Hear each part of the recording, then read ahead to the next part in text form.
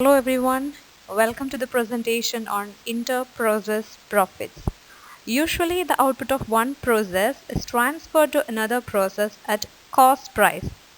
But during some situations or sometimes the output of one process is transferred to another process at selling price, or we can say inflated cost, or we can say market value. So here comes the problem of inter-process profit.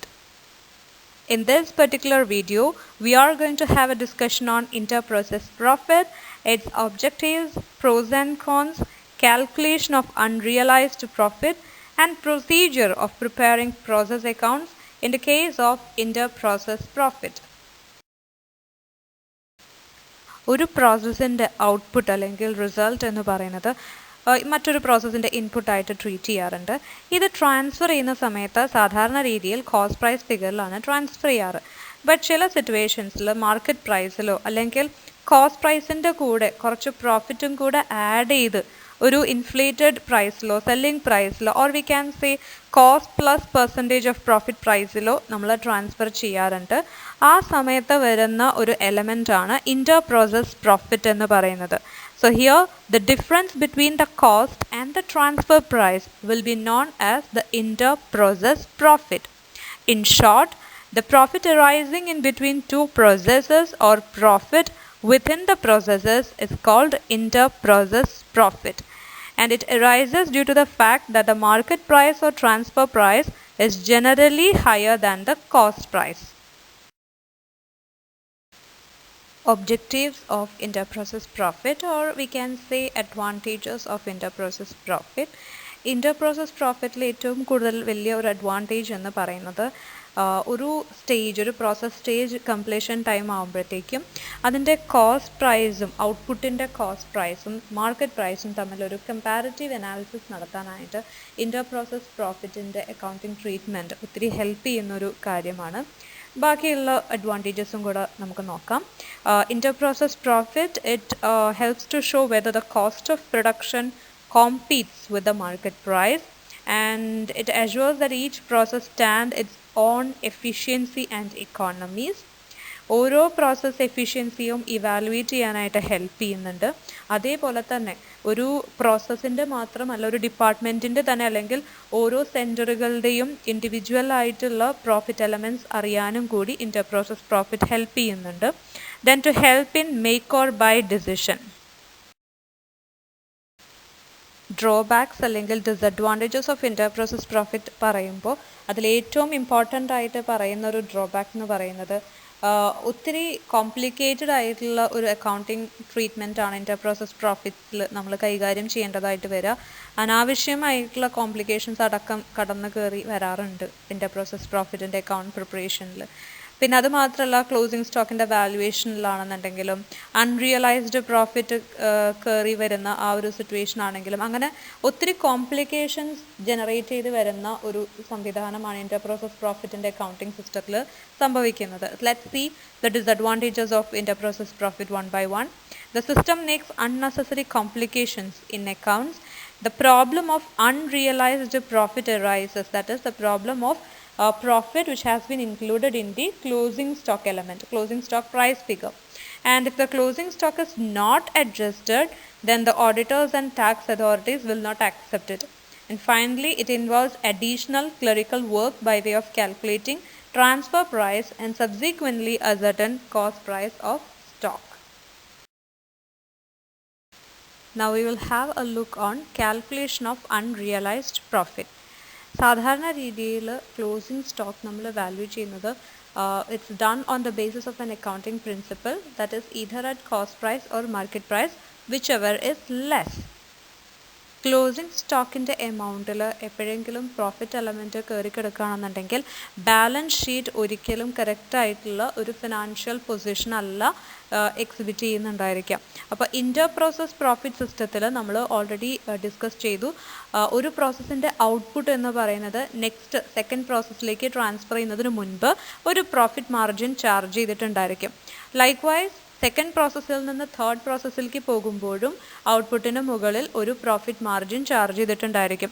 അപ്പോൾ എല്ലാ പ്രോസസ്സുകളിലും ഇങ്ങനെ തന്നെ charge ചെയ്ത് വരുന്നത് കൊണ്ട് നമ്മുടെ closing സ്റ്റോക്കിൻ്റെ price എടുക്കുമ്പോൾ മുൻപത്തെ പ്രീവിയസ് പ്രോസസ്സുകളിൽ നിന്നൊക്കെ ഇതുപോലെ വന്നിട്ടുള്ള പ്രോഫിറ്റിൻ്റെ റിമൈനിങ് എമൗണ്ട് ആ സ്റ്റോക്കിൽ ഇൻ എഫക്റ്റ് വരുന്നുണ്ടായിരിക്കും. അപ്പോൾ ക്ലോസിംഗ് സ്റ്റോക്ക് എന്ന് പറയുന്നത് it's still with the organisation. നമ്മളിപ്പോഴും അത് വിറ്റ് കാശ് ആക്കിയിട്ടില്ല, കാശ് അതിൽ നിന്ന് ജനറേറ്റ് ചെയ്ത് വന്നിട്ടില്ല.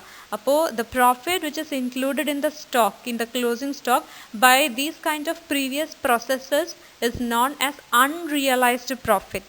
അപ്പോൾ അതുപോലെയുള്ള അൺറിയലൈസ്ഡ് പ്രോഫിറ്റ് ഫിഗറിനെ നമുക്ക് കമ്പനിയുടെ അക്കൗണ്ട്സിൽ നമ്മൾ വെച്ചുകൊണ്ടിരുന്ന് കഴിഞ്ഞ് കഴിഞ്ഞാൽ the problem is that financial position കറക്റ്റായിട്ടുള്ളൊരു പൊസിഷൻ ആയിരിക്കില്ല കാണിക്കുന്നുണ്ടായിരിക്കാം.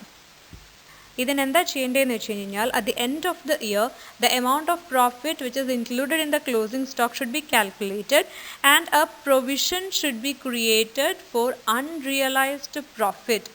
അൺറിയലൈസ്ഡ് പ്രോഫിറ്റിന് വേണ്ടിയിട്ട് ഒരു പ്രൊവിഷൻ ക്രിയേറ്റ് ചെയ്യുക എന്നുള്ളതാണ് ഒരു സൊല്യൂഷൻ മോഡിൽ നമുക്ക് പറയാനായിട്ട് പറ്റുന്നത്.